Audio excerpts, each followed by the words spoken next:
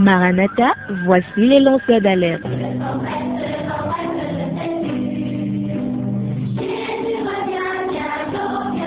Avec vous dès le point du jour criant. Maranatha, Jésus revient.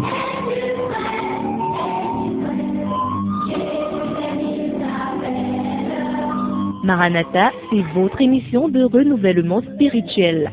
Maranatha, c'est votre programme d'information et de rafraîchissement.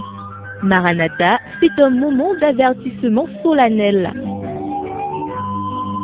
Vous cherchez l'essentiel, la réponse à vos questions, une meilleure direction? Appelez le 677 40 47 22 ou le 694 61 52 67. Ne ratez pas Maranatha, votre rendez-vous quotidien de 5h à 6h sur la NB1 93.8. Maranatha est produit par des serviteurs de Dieu pour préparer l'Église à l'enlèvement. Jésus revient.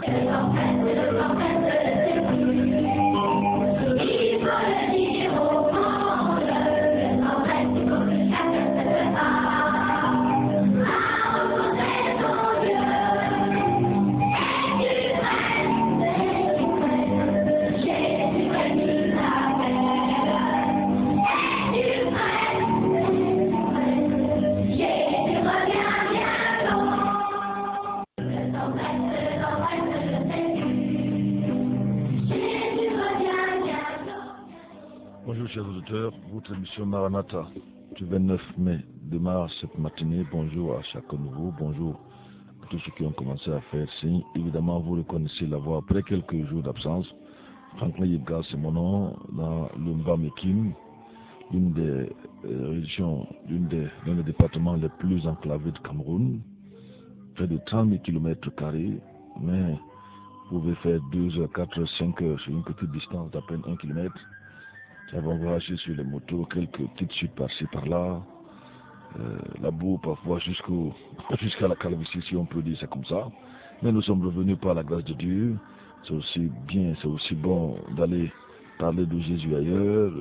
Nous avions un séminaire là-bas sur le mariage et famille. Ça a édifié plus d'une personne, notamment du côté de Bangassina, dans le grand village de Mvundu et de Metinkoljon. Peut-être que vous nous écoutez dans ces différents villages, dans ce département, le Mbamekim. Peut-être que vous écoutez la NB1 là-bas. Vous pourrez nous faire signe tout à l'heure. Nous disons déjà que c'est votre émission qui démarre. À la technique, nous avons Jules. Installez-vous confortablement et nous vous revenons dans quelques instants. Maranatha, Jésus revient. 5h, 6h, restez connectés sur la NB1 en compagnie de Maranatha.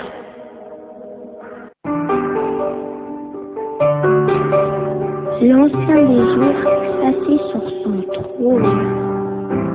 Son vêtement était blanc comme la neige, et les cheveux de sa tête étaient comme de la laine pure. Son trône était comme des flammes de feu, et les roues comme un feu ardent. Un fleuve de feu coulait et sortait de devant lui. 1000 milliers le servaient, et des milliers se tenaient en sa présence.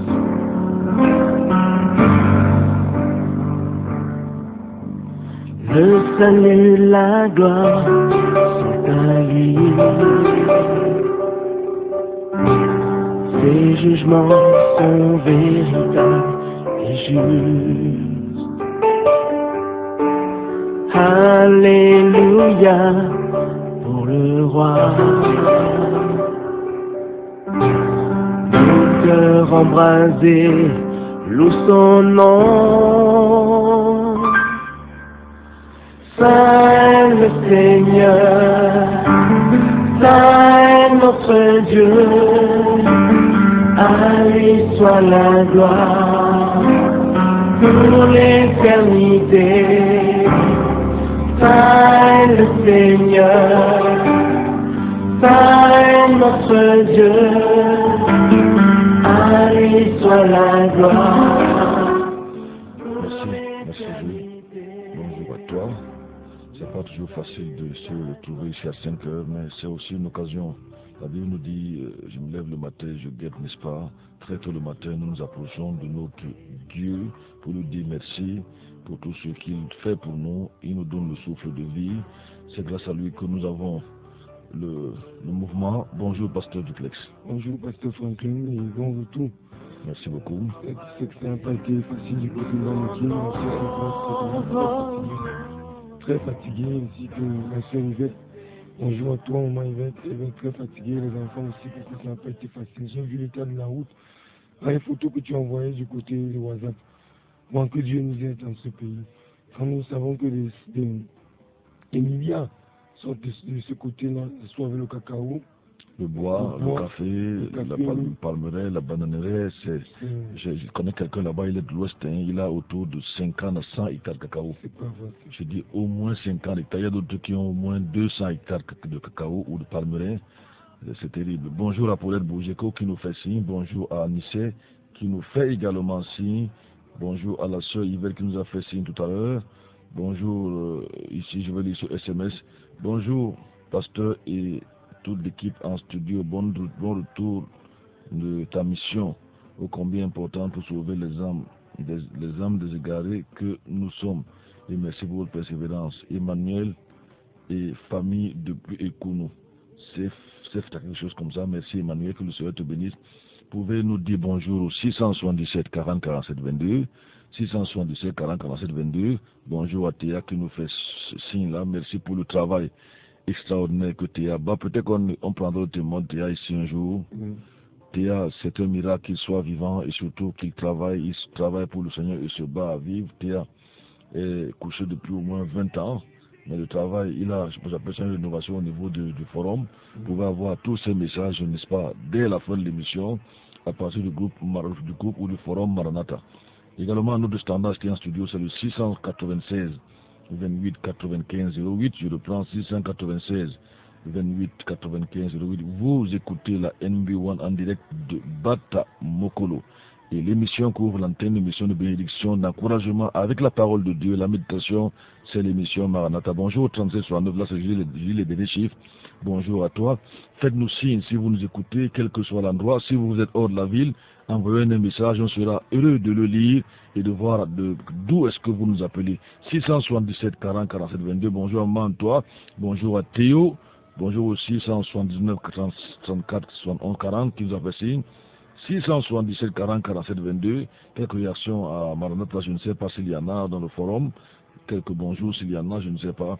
Il y a Elvis, je ne sais pas. Bonjour à toute la famille, soyez tous bénis au nom de Jésus-Christ.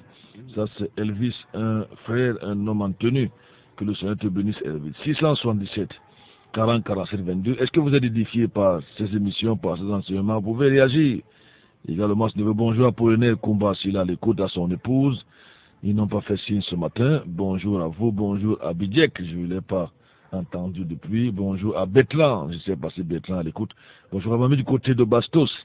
677 40 47 22, c'est notre code d'accès ici, ou le standard, n'est-ce pas, au 696 28 95 08. Quand tout à l'heure nous allons l'ouvrir. Pour le moment, vous pouvez nous faire signe, vous pouvez nous biper pour nous dire que vous êtes à l'écoute. Au 677 40 47 22. Si vous êtes hors de Yaoundé, vous pouvez nous envoyer un message. Il y a le frère Apollinaire qui nous fait signe qu'il est à l'écoute. Bonjour à toi, frère Apollinaire. Il y a Jean-Jacques également qui nous fait signe. Bonjour, pasteur, et bon retour. Soyez bénis en studio. Merci, Gigi, que nous avons eu ici il y a quelques jours. Bonjour, Nicole Bia. Nicole Bia, si elle est à l'écoute. Bonjour, Roméo. S'il est également à l'écoute. Pasteur Duplex, je ne sais pas si il y a d'autres personnes à saluer avant de commencer avec notre message ce matin. Il y a un message. Les auteurs sont tellement nombreux que parfois nous le savons. Jean-Claude nous fait signe. Bonjour, chers frères en studio, que Dieu vous bénisse d'éclairer son peuple. Et Jean-Claude nous fait souvent signe d'où. Je ne sais pas si c'est lui qui est. Non, c'est peut-être que je me trompe. C'est lui qui est justement en Mbalmayo. Jean-Claude Belomo depuis Mbalmayo. Bonjour à toi et à toute ta famille, fidèle auditeur, toi et ta famille, n'est-ce pas, de l'émission Maranatha sur NB1 93.8. Oui, pasteur Duplex. Bonjour à Michel de Comtou. Bonjour à toi. Bonjour à maman Suzanne du côté de Corbisson. Bonjour à tous ceux qui nous écoutent aussi de ce côté. Ils sont très nombreux, les auditeurs de Kobisson, Maman Marie, je pense aussi à Mombo qui nous écoute de ce côté. Que le Seigneur te bénisse et qu'il te fortifie. Donc, bonjour tu as des beaux là-bas. Ouais, bonjour à toutes les mères. C'est vrai qu'on devrait le faire hier, mais on a eu une rediffusion hier, toutes les mères. Ouais, c'est même pas une fête. Hier, c'était la fête des mères, Pasteur Franklin. Mais j'ai constaté qu'on ne célèbre pas cette fête comme les autres fêtes. Parce que c'est pas facile d'être une mère. Une mère, c'est quelque chose, c'est très précieux. Une mère, c'est un cadeau du ciel. C'est vrai que toutes les mères ne le sont pas. Il y a d'autres qui ont jeté leurs enfants, d'autres qui sont des mères responsables. Mais nous bénissons le Seigneur pour ces mamans qui ont risqué leur vie pour nous donner naissance aux enfants que nous sommes. Cet effort extraordinaire. Bonjour à Marcel qui nous fait, je ne l'ai pas senti depuis, c'est pas sur le sang. Bonjour à Marcel qui nous fait signe là. Bonjour à toi. Je disais que nous avons besoin, vous savez, une maman, c'est une maman. Hein. Merci pour nos, comment je vais dire, ils ont supporté nos pleurs, ils nous ont lynché, comment on dit encore, comment ça me semble un peu l'enjeu. De temps en temps, laver, je vois mes enfants embêter le moment là-bas à la maison, les enfants dérangent. N'est-ce pas? Merci, merci. Que le Seigneur vous bénisse et surtout soyez des mères responsables, des femmes vertueuses. Bonjour à la sœur Ève qui est aussi une mère, la jeune mère. C'est plus facile pour moi de vous écouter par le téléphone que par ma radio chinoise. Elle veut dire que j'ai acheté une radio chinoise à la maison. Je vois que Jean-Claude dit merci, pasteur. Oui, bonjour à toi de côté de Balmayo. Jean-Claude Bellhomme, tu vois, j'ai gardé quand même ces quelques messages. Bonjour donc à vous. Nous avons parlé pendant près d'une semaine ici de l'idolâtrie. Et nous ne serons pas, je veux dire, ce ne serait pas une mauvaise chose qu'aujourd'hui on prend un aspect de l'idolâtrie et on développe cela. Donc on va parler aujourd'hui de l'amour, de l'argent. On avait dit que la cupidité, c'est une forme d'idolâtrie pendant notre séminaire ou notre, comment je vais dire, série d'enseignements sur l'idolâtrie. Alors, je crois que vous êtes confortablement installés. Nos téléphones restent ouverts pour vos messages.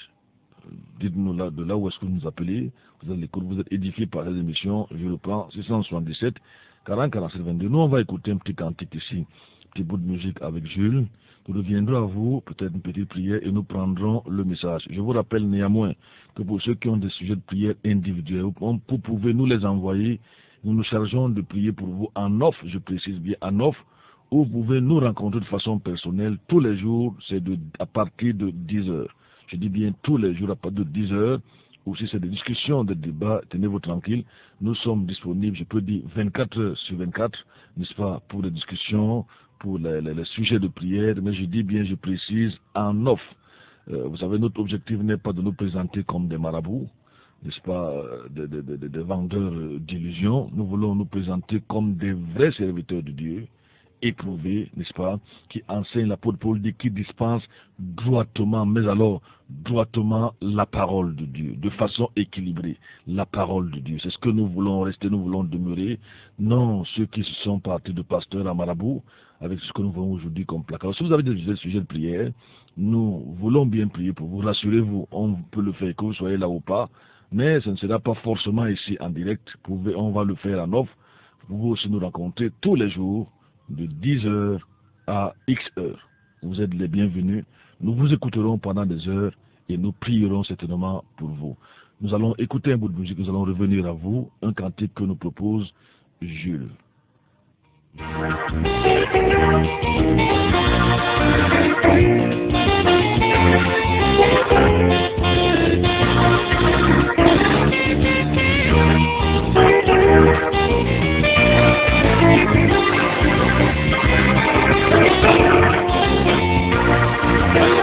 Heureux je chante, mon âme est contente, reconnaissante envers le Seigneur. Mon chant s'élance comme une romance au ciel immense, c'est mon bonheur. Heureux je chante, mon âme est contente, reconnaissante envers le Seigneur. Mon chant s'élance comme une romance au ciel immense, c'est mon bonheur. La vie est belle, Jésus est fidèle, et sous son aile joyeux. Rien ne m'inquiète, ma paix est parfaite, ma place est droite, dans les cieux. Oh, la vie est belle, Jésus est fidèle, et sous son aile, je marche joyeux. Rien ne m'inquiète, ma paix est parfaite, ma place est droite, dans les cieux. Oh, merci beaucoup, merci pour ce beau cantique, le psaume 37. S'ils sont encore vivants, au moins je connais un qui est encore vivant, nous les aurons aussi en studio dans les prochaines semaines. Ça veut dire tellement de choses que Maranatha vous propose. Je pense au pasteur Bo qui était l'un des piliers, qui a aujourd'hui environ 64 ans, qui est encore vivant. Quelques-uns, un ou deux sont morts, sont avec le Seigneur aujourd'hui. Nous les aurons ici. Nous aurons aussi en studio les Padmabi, les autres là. Il y a un autre là qui était à l'église il y a quelques temps, un musicien. Laurent Bala, les vrais musiciens chrétiens, ce n'est pas les stars qui font n'importe quoi.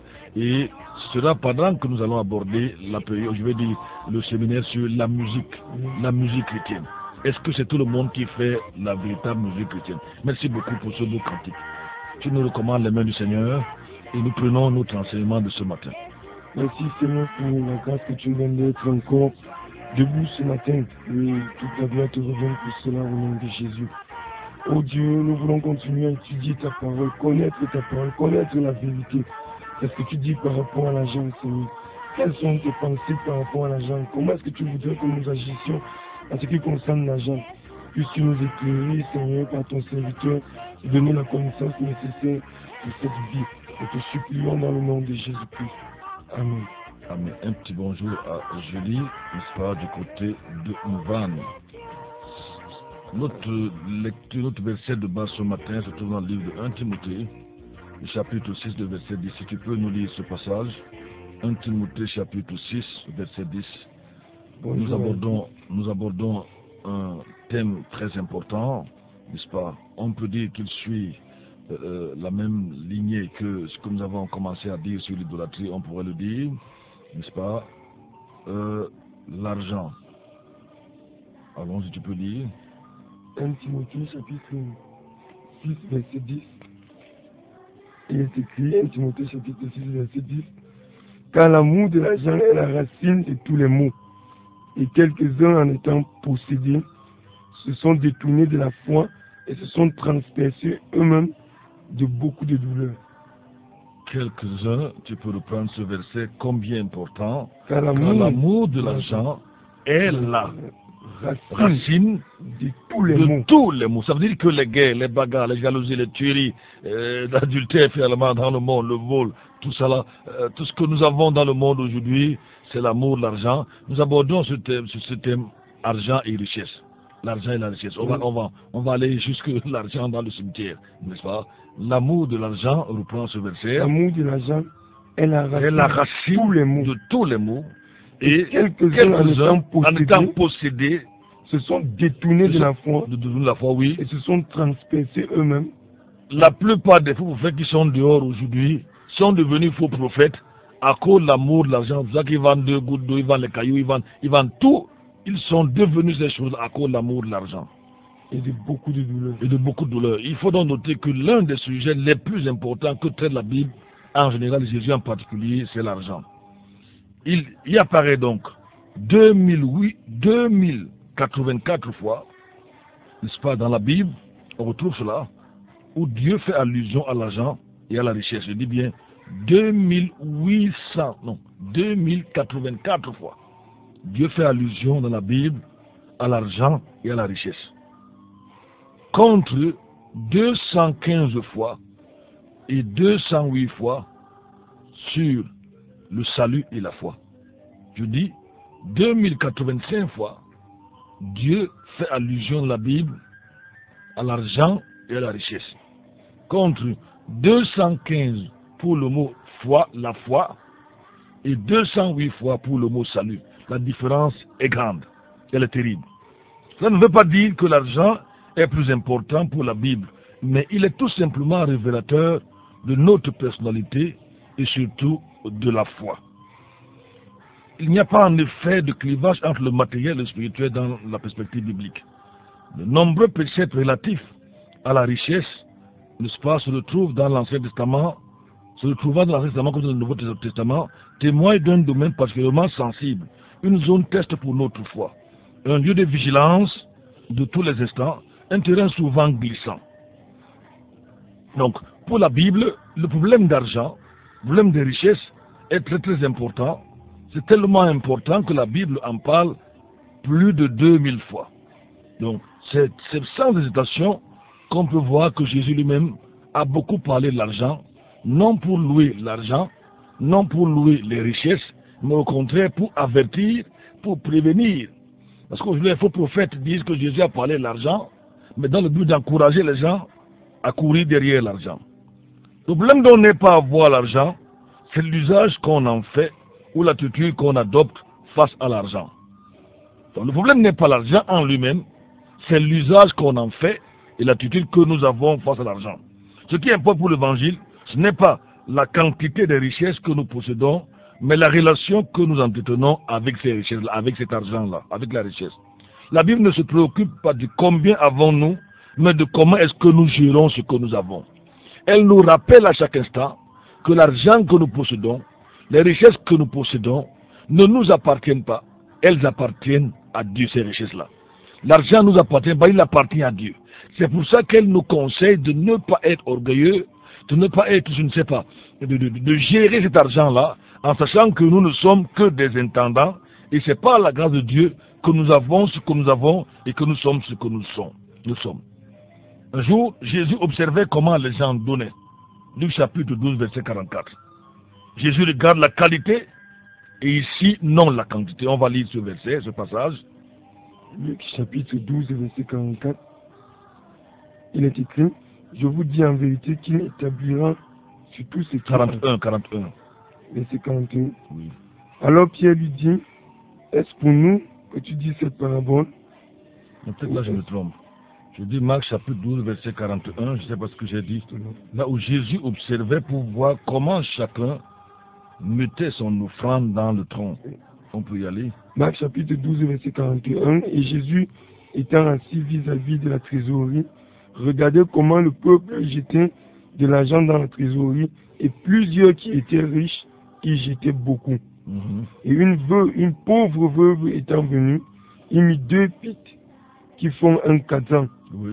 Alors, ayant appelé ses disciples, il leur dit, je vous dis en vérité que cette pauvre veuve a plus mis dans la trésorerie que tous ceux qui y ont mis, car tous ont mis de leur superflu, mais elle, celle-ci, a mis de son nécessaire tout ce qu'elle possédait, tout ce qu'elle avait pour vivre. Ici, quelle est la différence entre la veuve, la pauvre veuve et ces riches? En général, le riche construit une paroisse au village après avoir détourné les fonds publics. Il vient vous sortir une paroisse. Il y a un qui a construit une basilique, je ne sais pas combien là, il avait pillé de son pays pour construire pas une basilique, on appelle ça c'est justement une basilique du côté de la Côte d'Ivoire. Vous les voyez, certains qui travaillent ici au Cameroun, aux impôts, au niveau des douanes, vont construire les parois, les chapelles dans leur village, après avoir volé, après avoir escroqué. Le riche en général donne de son superflu, les détourneurs de fonds publics. En général, c'est des gens qui sont puissants dans les œuvres charitables, dans leurs chapelles, je ne sais pas, dans les villages et au-delà. Jésus regarde ici, il observe. Il voit les riches venir donner seulement, il ne loue pas les riches. Parce que le riche donne ce qui ne sert à rien. Il donne ce qu'il a volé à gauche, à droite. Il donne ce qui ne lui a presque rien coûté, selon l'enseignement de Jésus ici. Et là, à côté de ces riches-là, il y avait une pauvre veuve qui a donné quelques petites pièces. Donc ici, Jésus ne regarde pas la quantité, mais il regarde la qualité de l'offrande. Bon, je ne veux pas dire que ce que les riches donnent est toujours sale ou toujours souillé, mais le problème, souvent les riches donnent avec arrogance. Ils donnent pour se faire voir. Lorsqu'il vous donne, c'est pour que toute la paroisse, toute votre église marche à ses pieds. Pour qu'on sache que dans ce village, c'est lui seul qui parle. Quand c'est son deuil ou quand c'est l'anniversaire, on invite l'archevêque ou l'évêque, je ne sais pas qui, il vient faire un sermon en le louant. Nous connaissons un riche dans ce pays, lors de son anniversaire, soit de son enfant. Le prêtre a passé le temps à lui faire des éloges aux enfants. Il n'y avait rien de verset biblique là-dedans. tout ce qu'on disait, c'est ce qu'il a fait, ce qu'il est, un grand homme, je ne vous donne pas son nom. Au point où même les gens ont dit que, mais comment? On est venu écouter la louange de cet homme, on est venu écouter la prédication, on est venu écouter une exhortation. Donc, en général, le riche, quand il donne, c'est pour se faire voir, c'est pour se faire louer, c'est pour montrer qu'en dehors de lui, en fait, il est votre Dieu au village, n'est-ce pas? Il est votre roi, on ne lui parle pas n'importe comment. Si vous vous amusez, même il ne donne plus. Mais la veuve, dans cette histoire-ci, quand Jésus loue, il la loue à cause de la qualité de son offrande et non la quantité de son offrande. Donc tenez-vous tranquille, ce que Dieu voit, c'est l'état du cœur des gens qui donnent. Un homme qui va donner dans une église, alors qu'il est adultère, il est fornicateur, il est volé, il est détourneur, il est bandit, au col blanc bien sûr, il est un homosexuel, je sais pas. Son argent ne sert à rien devant Dieu, son argent est souillé. D'ailleurs, la Bible nous demande de ne pas prendre le salaire d'une prostituée ou le salaire d'un bandit. Autrement dit, si dans votre église, ça veut dire que cette femme-ci est une prostituée. Elle est concubinaire. Ça veut dire qu'elle n'est pas officiellement mariée, mais elle vit qu'avec des hommes qui la sponsorisent. Ne prenez pas ses offrandes et ses dîmes. Jésus s'intéresse à la qualité d'une offrande et non à la quantité de ce que vous donnez.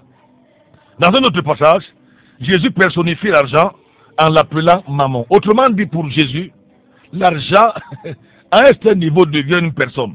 En effet, il déclare, et on va lire cela, Matthieu chapitre 6, verset 24, je dis à ce niveau-là, Jésus personnifie l'argent en l'appelant mammon, une personne, oui. Nul ne peut servir deux maîtres car il haïra l'un et aimera l'autre. Oui. Ou s'il s'attache à l'un et méprisera l'autre. Oui. Vous ne pouvez servir Dieu et mammon. Vous ne pouvez servir Dieu. L'argent ici s'appelle mammon. Vous pouvez servir Dieu et servir mammon. Pour lui, l'argent est une sorte de Dieu concurrent. L'argent concurrence quoi ici? Le vrai Dieu, le Dieu créateur. C'est la seule idole qui soit personnifiée par Jésus-Christ dans toute sa vie terrestre. Les autres idoles, c'est peut-être des démons, mais la seule idole qui pour Jésus devient ou peut devenir une personne, c'est l'argent. Et c'est ce que je demande de dire. Il exclut toute possibilité de partage entre Dieu et l'argent. C'est impossible. Si l'argent est dans votre cœur, vous serez un idolâtre. Vous choisissez entre l'argent dans votre cœur ou Dieu dans votre cœur. L'adoration à Dieu est exclusive. Dieu ne partage pas sa gloire. Il ne partage pas son adoration. Il est incompatible avec celle de maman. On a vu que maman est ici une personne. Vous ne pouvez pas avoir deux personnes dans votre cœur. Maman, qui à ce niveau-là, n'est-ce pas, symbolise l'argent ou est personnifié par l'argent, qui devient un démon, et en même temps avoir Dieu dans votre cœur. L'argent est une puissance concurrente qui est opposée à la grâce qui, elle, est gratuite. L'argent d'un côté, puissance concurrente, et la grâce qui, elle, est gratuite. À plusieurs reprises, la Bible dénonce les effets pervers des richesses et les biens matériels sur l'homme. L'argent se conduit comme un véritable tyran. Quand quelqu'un aime l'argent, c'est l'argent qui dicte à la personne la façon de vivre, la façon de faire, la façon de se comporter. Maman a ce redoutable pouvoir de prendre de plus en plus la place dans le cœur de l'homme. On va lire, je ne sais pas si je vais trouver le passage, ce doit être Ecclésiaste, chapitre 5, verset 9. Ecclésiaste, chapitre 5, verset 9, j'espère que je ne me trompe pas. Mais le verset dit, celui qui aime l'argent n'est pas rassasié par l'argent. Je ne sais pas si c'est ça le verset. Celui qui aime l'argent, je n'ai pas la référence ici, mais celui qui aime l'argent n'est pas rassasié, c'est le verset. Ecclésiaste 5, verset 10. Oui. Celui qui aime l'argent n'est point rassasié par l'argent. Oui. Et celui qui aime un grand train n'en est pas nourri. Celui qui aime un grand train de vie, il n'est pas nourri, il n'est pas satisfait. S'il a 1 million, il va chercher 2 millions. S'il a 2 millions, il va chercher 3. S'il a 3, s'il a 10, il va chercher 20. S'il a 20, s'il a 5, il va chercher 1 milliard. Vous allez trouver que dans notre pays, des gens détournent des milliards de francs CFA. Celui qui aime l'argent n'est pas rassasié de l'argent. Et là, celui qui aime un gang n'est pas comment? Celui qui aime un grand train n'en est pas nourri. Autrement dit, celui qui en veut toujours plus. On avait demandé il y a quelques années à Rockefeller combien de billets de dollars lui faut-il pour être satisfait. Il a dit $100 de plus. Donc chaque fois qu'on donne $100, il en veut encore plus. Il en veut encore plus. Celui qui aime l'argent n'est donc pas rassasié par l'argent. Les prophètes depuis les temps anciens avaient dénoncé cet engrenage infernal lié à l'argent et aux possessions matérielles. Il y a Esaïe qui va nous dire ceci, Esaïe 5, verset 8 va nous dire, et tu vas lire, Esaïe chapitre 5, nous parlons aujourd'hui, nous commençons un autre chapitre, notre série, l'amour de l'argent, si vous voulez, l'argent et les richesses. Les gens vont appeler et dire que peut-être toi tu n'as pas d'argent, ou toi tu n'as pas ceci. Tous les gens trouvent des raisons par-ci, par-là. Aujourd'hui, il y a un évangile qui est né à cause et pour l'argent, qu'on appelle l'évangile de prospérité, où on vous dit que si vous êtes pauvre, vous êtes maudit. On vous dit que Dieu est les pauvres. On dit aux gens, c'est les pauvres là-bas qui vont donner les 10 000 en achetant et le sang de Jésus, et les gouttes d'eau à 10 000, et les cailloux, et les morceaux de sucre, n'est-ce pas? On vous dit que Dieu ne veut pas que vous soyez pauvres. On vous dit que Dieu veut que tout le monde soit riche. Jésus n'a pas dit que tout le monde sera riche, c'est la vérité. Jésus a dit qu'il y aura toujours des pauvres parmi vous, c'est un fait. Tout le monde va être riche parce que nous vivons dans... D'ailleurs, je crois que les richesses de la terre sont entre les mains de 13 familles. On va vous donner les noms de ces familles-là ici. Les richesses de la terre sont entre les mains de 13 familles. 13 familles. Et ces 13 familles possèdent près de 85 à 90% des richesses de la terre, parmi lesquelles les Rockefeller, les Rothschild, c'est environ 13 familles. Vous vous rendez compte? Tu peux lire le verset. Isaïe chapitre 5, verset 8, il est écrit: malheur à ceux qui joignent maison à maison. Malheur à ceux qui joignent maison à maison. Il construit une maison, il n'est pas satisfait. Il construit 2, 3, 4, 5, 6, peut-être jusqu'à 10. Il dit malheur, autrement dit, celui qui construit maison sur maison, c'est un maudit. Continuons la lecture. Qui ajoute champ à l'autre. Qui ajoute champ, là, la notion là, c'est terrain sur terrain. Comment pouvez-vous croire que dans notre pays, un seul individu ait 200 hectares de terrain? Et comment ils font le Mbamekim? J'ai vu pas qu'on m'a dit. Vous vous réveillez le matin, quelqu'un a acheté votre portion, je ne sais pas, votre petit cacaoyer de 2 hectares. Le matin, il a déjà amené les gens, ils ont tout défriché. Vous trouvez que votre chèque dans ces hectares, vous ne pouvez rien réclamer. Que faire peut-être face à un ministre, à un général, à un multimillionnaire ou milliardaire qui vient acheter le chèque cacao d'un petit planteur? Qu'est-ce qu'il va faire? Il n'a que ses yeux pour pleurer. J'ai publié ça dans un ouvrage avec ce Maurice. Ça se passe dans le BAM. Vous vous levez le matin, vous avez laissé votre champ ici hier. On ne sait pas ce qu'il a fait. Quelqu'un vient le lendemain, il a acheté peut-être 100 à 200 hectares. Vous n'avez plus rien. Et vous ne pouvez rien faire. Allons-y. Champ à champ, jusqu'à ce qu'il n'y ait plus d'espace et que vous habitiez seul au milieu du pays. L'argent met ainsi en lumière cette prétention du cœur humain à prendre toute la place jusqu'à celle de Dieu, si c'était possible. Voilà un peu ce que l'argent fait dans le cœur. L'objectif de l'argent, c'est de mettre Dieu de côté et vous devenez vous-même votre propre Dieu. Il faut voir les gens qui sont riches dans nos églises. Ils arrivent à l'heure qu'ils veulent. Si le pasteur parle, il le regarde. En général, vous allez voir que presque tous les riches dans leurs églises sont soit anciens, soit conseillers paroissiaux, soit diacres, soit le bras droit ou le bras gauche du pasteur, soit quand ils arrivent à l'heure qu'ils veulent, on applaudit pour eux. Parfois, ils ne saluent pas les gens. Ils ont leur voiture auto-climatisée, personne n'en là-dedans, n'est-ce pas? En fait, quand vous les voyez marcher, ils ont les épaules carrées, on ne les salue pas n'importe comment. Tu ne sais pas que c'est moi qui suis telle chose ici. En fait, ils sont des demi-dieux. Même parfois, quelqu'un n'a pas grand-chose. Que Dieu nous aide. L'argent peut être dangereux. Quels sont les péchés qui guettent celui qui aime l'argent? Il faut bien noter ici que nous soulignons le verbe aimer. L'amour, nous avons dit au début que ce n'est pas l'argent en lui-même qui est un problème, mais l'amour de l'argent. Le fait d'accumuler millions sur millions, milliards sur milliards, terrain sur terrain, je ne sais pas quoi sur quoi, c'est une preuve que vous aimez l'argent. Les gens qui sont prêts à mourir pour l'argent. Combien meurent pour l'argent? Aujourd'hui, quand on venait dans la voiture, là, on a suivi l'histoire d'un Ghanéen qui est mort en Tanzanie. Un petit trafiquant de drogue.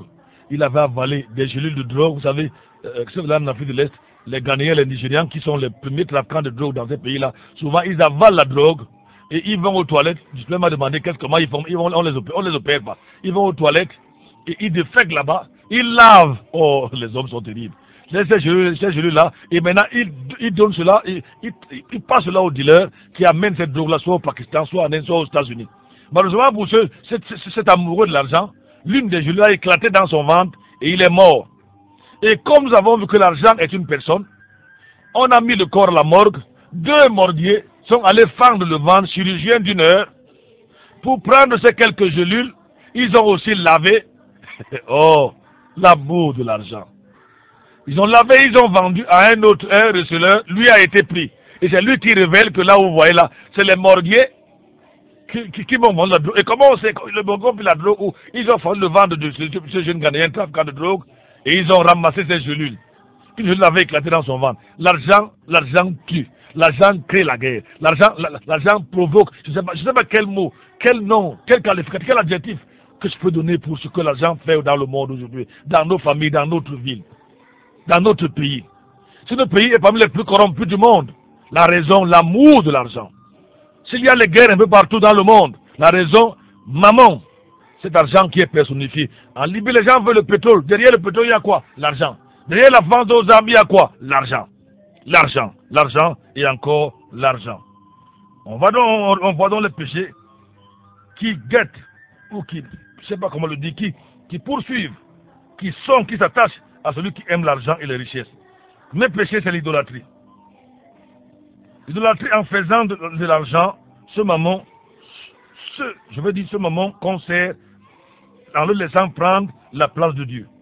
Donc l'idolâtrie est un premier péché qui guette les gens qui aiment l'argent. L'apôtre Paul dit dans Colossiens chapitre 3 que l'avarice est un acte d'idolâtrie. Ensuite, l'esclavage. Ça c'est l'histoire du jeune homme riche qui n'est pas prêt à se défaire de cette richesse. Il va préférer la richesse à Christ et rester finalement esclave de l'argent. Je raconte l'histoire d'un jeune homme, on en parlera peut-être ici. Il va voir Jésus. Et il pose une question très intéressante à Jésus. Que faire pour hériter le royaume des cieux? C'est la question la plus importante que tout homme normal, je dis bien tout homme normal, là c'est avec grand H. En grec on dit anthropos. Tout homme normal devrait se poser. Que dois-je faire pour aller au ciel? Pas pour aller au purgatoire, parce que le purgatoire n'existe pas. C'est une invention diabolique. Je le dis et je le maintiens. C'est biblique ce que je dis. Le purgatoire n'existe nulle part. C'était une imagination des hommes. Tout homme normal donc devrait se poser la question de savoir que dois-je faire pour aller au ciel? S'il m'arrivait de mourir maintenant, on a vu des gens pendant qu'ils parlent au micro comme je viens de parler ici, pendant qu'ils mangent, pendant qu'ils regardent la télévision, pendant qu'ils sont au volant, c'est la fin de leur vie sur terre. Est-ce que je suis prêt à rencontrer Dieu? Est-ce que je suis prêt après ma mort à entrer au ciel? Ou je vais aller en enfer sans escale, sans passer par le purgatoire qui n'existe que dans les imaginations des hommes? Alors ce jeune homme-ci est venu poser à Jésus la question la plus importante. Et quand vous lisez l'histoire de ce jeune homme-ci, vous allez noter 4 ou 5 qualificatifs dans sa vie, ou sur dans sa vie. 1, il était riche. 2, il était jeune. 3, il était chef. Il avait tout ce que le monde, les jeunes gens, les hommes de ce monde veulent avoir. La richesse, la jeunesse, la gloire. Mais il n'était pas satisfait. Parce que l'argent, le pouvoir, l'autorité, les femmes ne satisfont personne. Je dis bien personne. D'abord, les étoiles chantent souvent, et ça on le verra ici. Si amane zeze, si amane zeze, si amane zeze, diom, voyez liga biom tebise okolase, tawe bili kakao zeze, tawe bili matoa o zeze. Enfin, toutes ces choses que nous avons sur la terre, vanité de vanité, tout est vanité. Ce jeune homme riche le comprend, et il va vers Jésus. Il dit, bon maître, que dois-je faire pour hériter le royaume des cieux? Je lui dis, tu connais les commandements. Il ment en se disant qu'il les a observés depuis son enfance.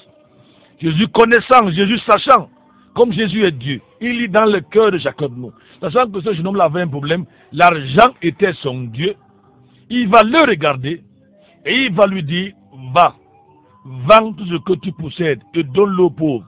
Après, viens et suis-moi. Le but de Jésus n'est pas demander aux gens qui ont des biens de vendre leurs biens. Mais il savait que ce jeune homme-ci avait pour Dieu l'argent. Son Dieu était maman. Il fallait donc qu'il comprenne que pour servir Dieu, il faut que ton cœur se détache de l'amour de l'argent, de maman qui est dans ton cœur. On ne sait pas les deux. Il nous a dit que le jeune homme est rentré tout triste.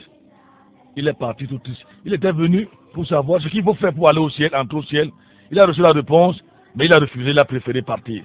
Parce que l'argent était son Dieu. Parce que l'argent était son Dieu. L'argent donc rend esclave, comme c'est le cas de ce jeune homme. On va lire 1 Timothée chapitre 6, verset 9 à 10. L'argent va également endurcir le cœur des gens. Quand je parle de l'argent qui rend esclave, l'argent vous fait faire ce que vous ne souhaiteriez peut-être pas faire autrement. L'argent vous fait faire des choses impensables. L'argent vous fait voir l'angmimbu. L'argent fait faire trop de choses. C'est à cause de l'argent que certains hommes sont polygames. L'argent endurcit le cœur des gens. C'est véritablement, maman, c'est un dieu, c'est un démon, l'argent. L'amour de l'argent, si vous voulez.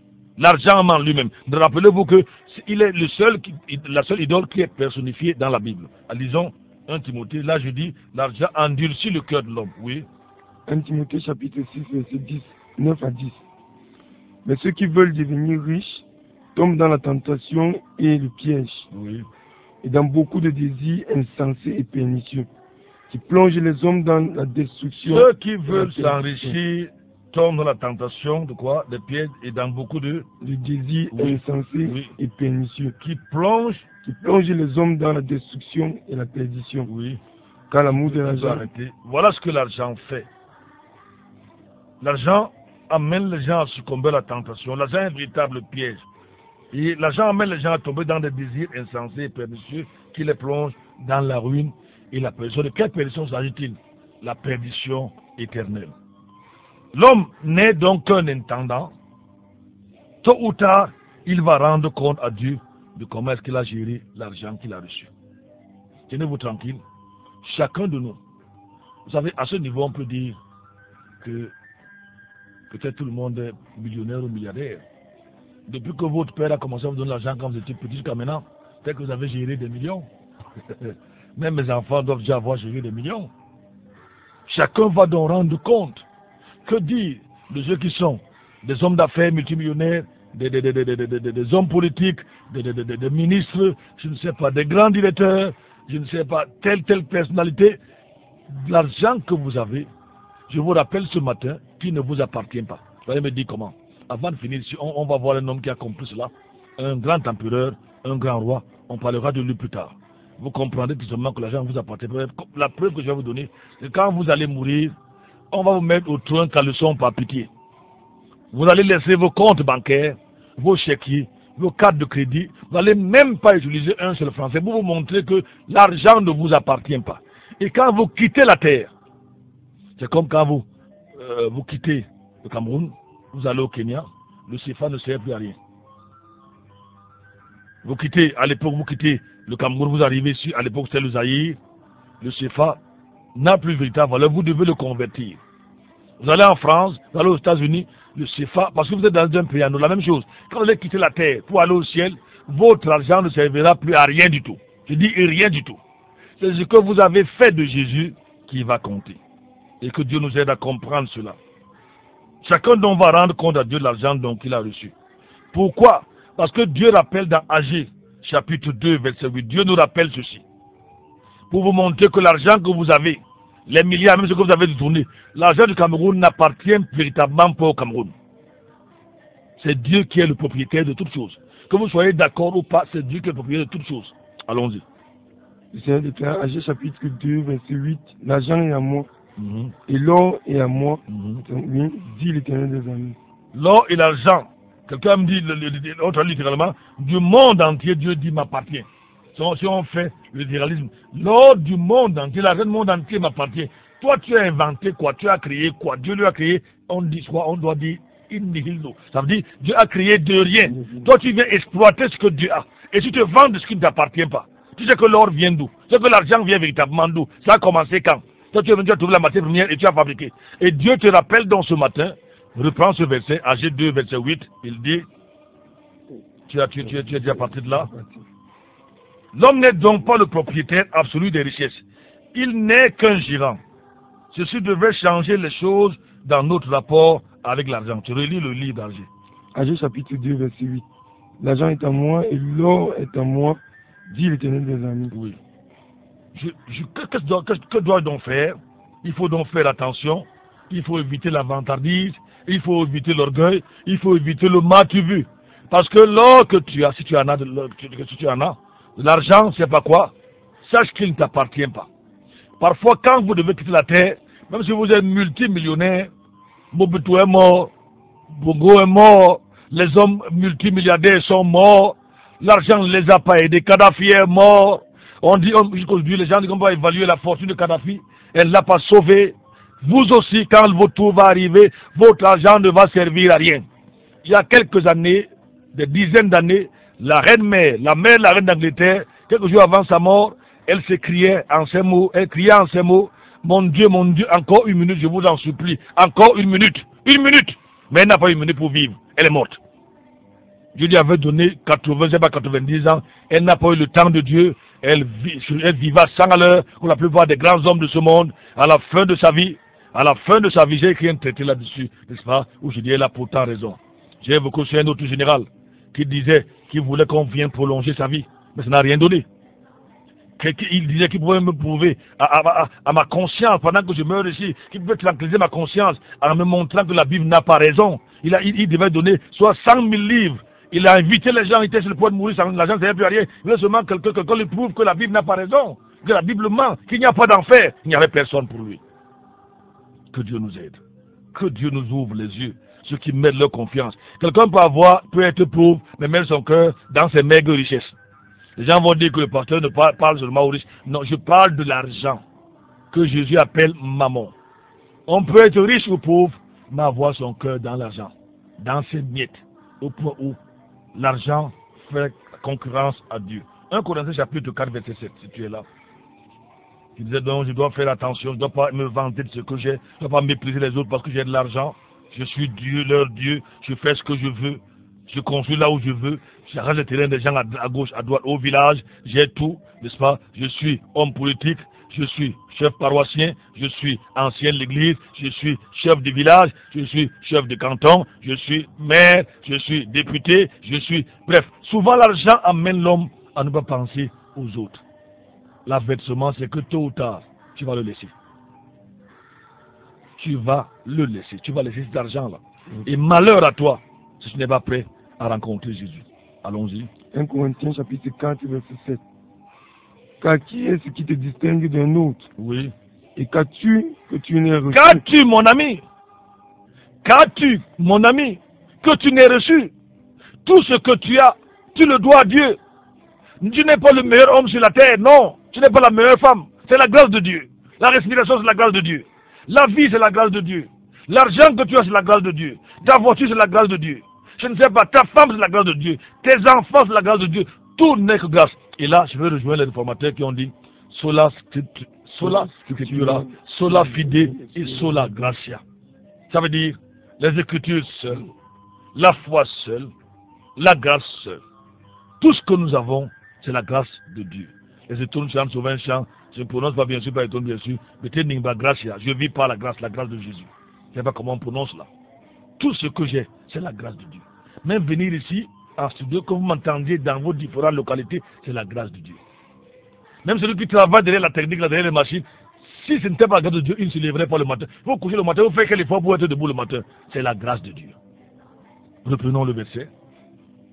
Car qui es-tu? Qu'est-ce qui te distingue d'un autre? Oui.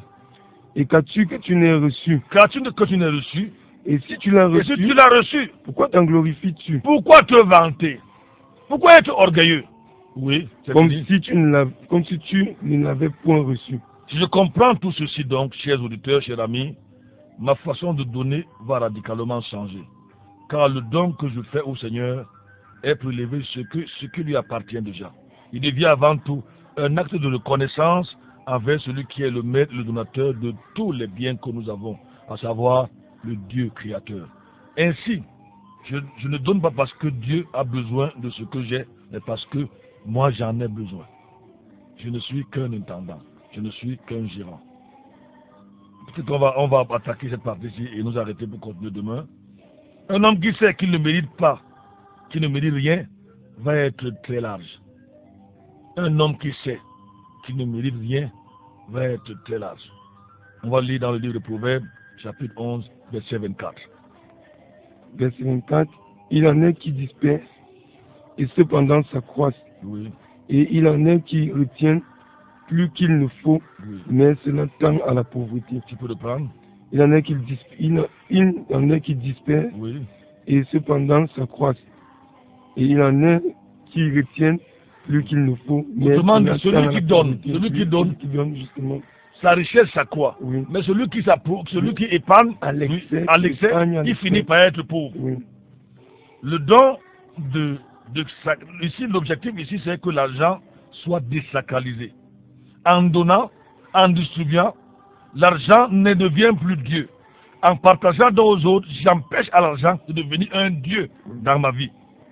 Le don introduit dans le domaine de la concurrence et de la vente de la dimension de la gratuité. Donc, en donnant, il n'y a plus de concurrence entre Dieu et l'argent, ça devient plutôt l'argent devient gratuit.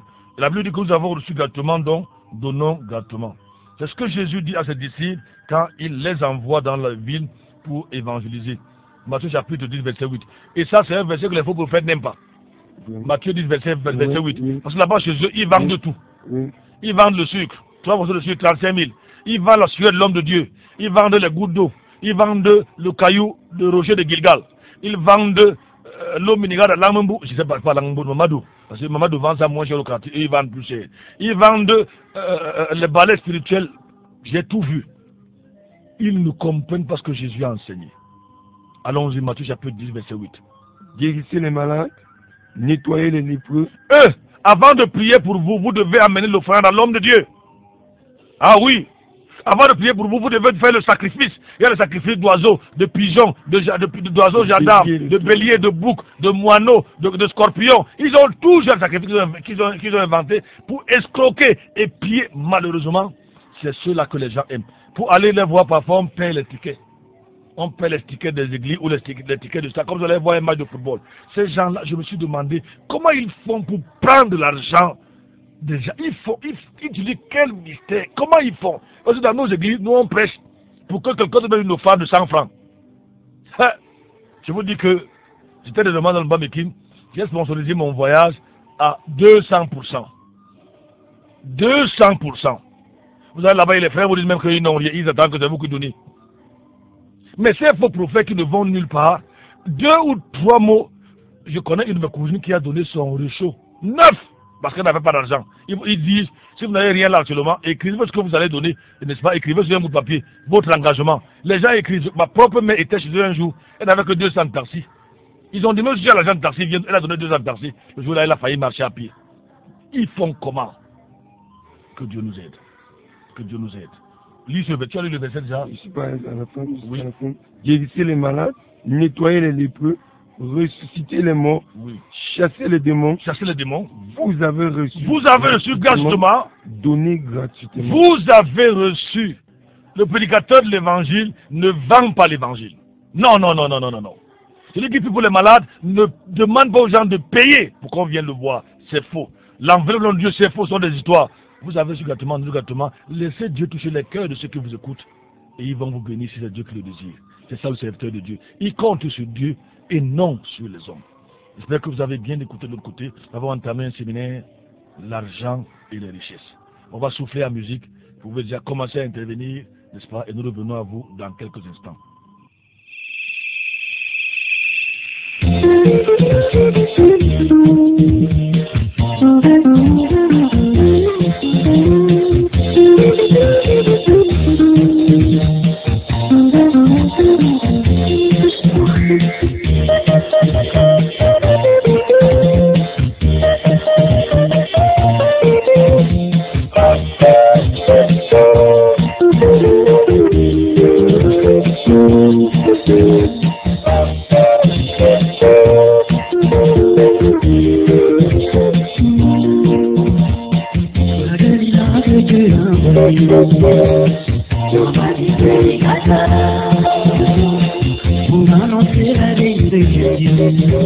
Merci. Je prie les auditeurs de réagir par rapport à l'émission. Je vous en prie, même sur WhatsApp, je vous en prie. Nous avons un thème qui est très important, l'argent. Personne n'est épargné ou tenté. Tout le monde est tenté par le problème de l'amour de l'argent. Ça concerne beaucoup de chrétiens ont perdu la foi à cause de l'amour de l'argent et à cause de l'argent. Cette réaction-là, tu les en as là-bas, tu les as. Je crois que le frère Apollinaire combat souvent de très bonnes citations. Il va certainement nous envoyer quelques citations par le groupe WhatsApp. On a Bertrand qui dit « Ce message nous édifie. À quel niveau ?» Bon, ça c'était un message d'hier. Il a dit « Bonjour, soyez bénis en studio. Non, c'est quoi ça? C'est Kubi là, je ne maîtrise pas très bien le nom, je crois que c'est toi qui dois avoir. Mbida dit bonjour, pasteur. La multiplication des sectes et des fausses églises, c'est toujours la recherche de l'argent. Ça, c'est ce que Mbida nous dit. Il y a aussi la sœur F qui nous dit bonjour, en écoutant l'émission, je comprends qu'on ne doit pas prendre l'argent sale dans les dîmes et les offrandes. Mais je me dis qu'il n'est pas toujours évident de déterminer l'origine de tout argent que les fidèles apportent dans l'église. Quand vous le savez déjà, il y a un pasteur qui savent. Quand vous ne savez pas, cela appartient à Dieu et cette personne-là. Nous ne sommes pas Dieu. C'est pour ça que c'est Dieu seul qui juge les péchés des cœurs. Le pasteur doit connaître en principe tout ce que les gens qui viennent dans son église font. Je ne sais pas si c'est un message par rapport à l'émission ici. Je crois que non. Tu as d'autres réactions là-bas. Quelques SMS ici. 677 40 47 22. 677 40 47 22. 696 28 95 08. Vous voulez intervenir, vous avez été édifié. Aristide, bonjour, le pasteur Aristide. Bonjour, pasteur. Et bon, il y a ma Dorothée qui veut réagir. Allô? Est-ce qu'on peut la prendre? Allô, bonjour. Alors, bonjour, pasteur. Bonjour. C'est Maman Dorothée. Bonjour, Maman Dorothée, je sais. Oui, bon retour. Merci. Merci beaucoup. Bonjour au pasteur de Fleck. Bonjour, Maman Dorothée. Merci pour cette brillante introduction, pasteur, de ce message qui est bénissant. Je voulais vraiment dire que nous sommes bénis et ceux qui ne veulent pas comprendre nos pasteurs ne voudront pas seulement parce qu'ils sont de mauvaise foi, mais sinon, toutes ces explications que vous avez données, pasteur, sont vraiment pertinentes. Je voudrais vous souhaiter bonne journée dans les voies du Seigneur Jésus-Christ, car tout est grâce. Merci beaucoup. Bonne journée. Merci, Madoroté, merci. Mbida a raison lorsqu'il dit que la cause, c'est pas la raison, que c'est pas comment il a dit ça. Bonjour, pasteur, et bon retour. Sois béni. Sœur Marie-Claude, merci beaucoup. 677 40 47 22. Amen, la débrouille, ça c'est Casimir qui nous fait signe. 677 40, dans 4 minutes à peine, nous serons partis de ce studio. Vous voulez réagir? Voilà nos contacts. 677 40 47 22 ou le 696 28 95 08. Il y a Patient autour qui envoie un message. Bonjour, pasteur, merci pour le message. Et bonjour aussi à Bishop Kumba. Je crois qu'il est à l'écoute. Merci, frère Patient. 677, nous parlons de l'argent, n'est-ce pas, et des richesses. Nous avons posé les bases ce matin.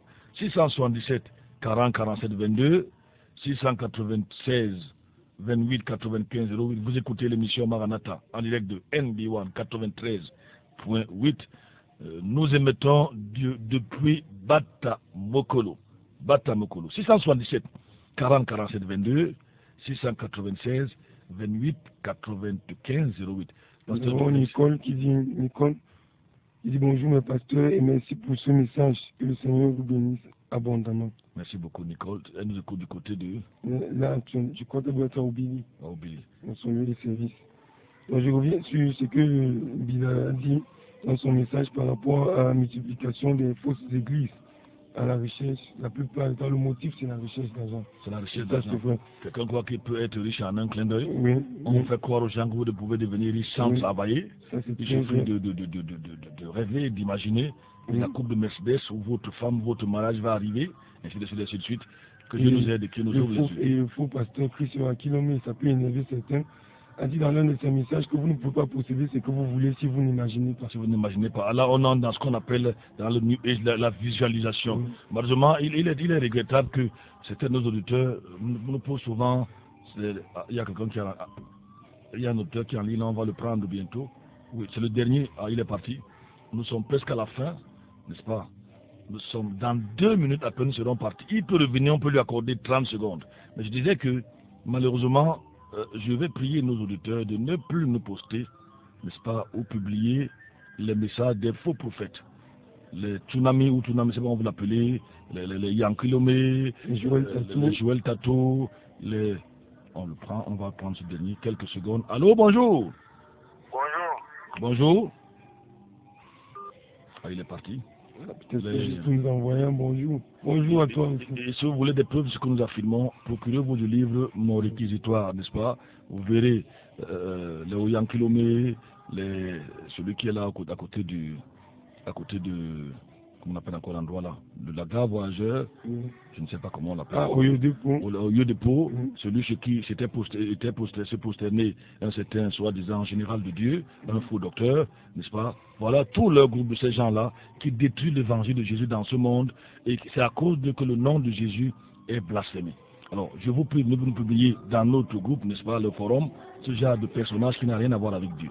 C'était donc Maranatha, n'est-ce pas, du 29 mai 2017, à la présentation. J'étais le pasteur Franck Loyega. Vous pouvez me joindre en offre au 677 40 47 22. 677 40 47 22. J'étais accompagné du jeune pasteur Duplex. Lui répondre au téléphone. 177 07 06 32. Nous sommes disponibles tous les jours à partir de 10h. À demain, je plaît à Dieu.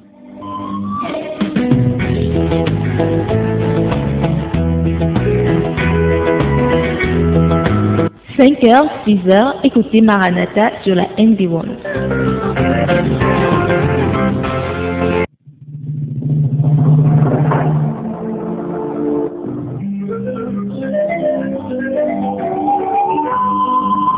Maranatha, voici les lanceurs d'alerte.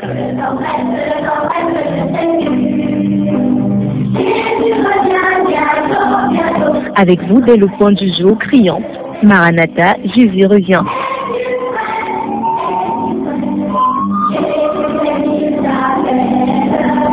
Maranatha, c'est votre émission de renouvellement spirituel. Maranatha, c'est votre programme d'information et de rafraîchissement. Maranatha, c'est un moment d'avertissement solennel. Vous cherchez l'essentiel, la réponse à vos questions, une meilleure direction? Appelez le 677 40 47 22 ou le 694 61 52 67. Ne ratez pas Maranatha, votre rendez-vous quotidien de 5h à 6h sur la NB1 93.8. Maranatha est produit par des serviteurs de Dieu pour préparer l'Église à l'enlèvement. Jésus revient. Il faut le dire au monde.